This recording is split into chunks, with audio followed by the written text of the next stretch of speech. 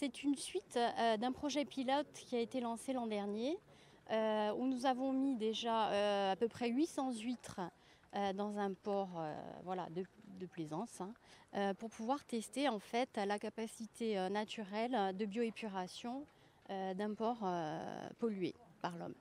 Donc en fait, la première expérience qui a duré une année a été très concluante puisque nous avons 80% à peu près de taux de survie de ces huîtres dans un milieu pollué avec la chaleur, etc. Et nous avons étudié tous les mois pendant un an eh bien, les métaux qu'elles pouvaient accumuler dans leur chair et leurs coquilles. Et donc là aussi, on a des résultats très intéressants puisqu'elles accumulent aussi bien dans la chair et dans les coquilles eh bien, des polluants qui ont du mal à se dégrader naturellement dans ces milieux. Là, c'est la deuxième étape, c'est-à-dire qu'on passe à une échelle beaucoup plus importante pour pouvoir essayer d'évaluer la cinétique de bioépuration de ce port-là.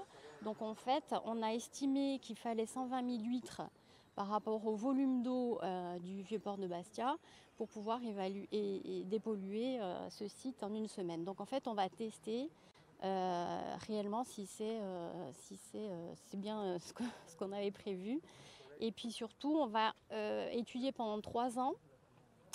Justement, cette expérimentation va durer 3 ans pour qu'on puisse voir un petit peu quand est-ce qu'on doit sortir ces huîtres, c'est-à-dire les taux létals d'accumulation de métaux, qu'est-ce qui va les tuer, combien de temps ça met pour les tuer, combien il faudra renouveler, etc.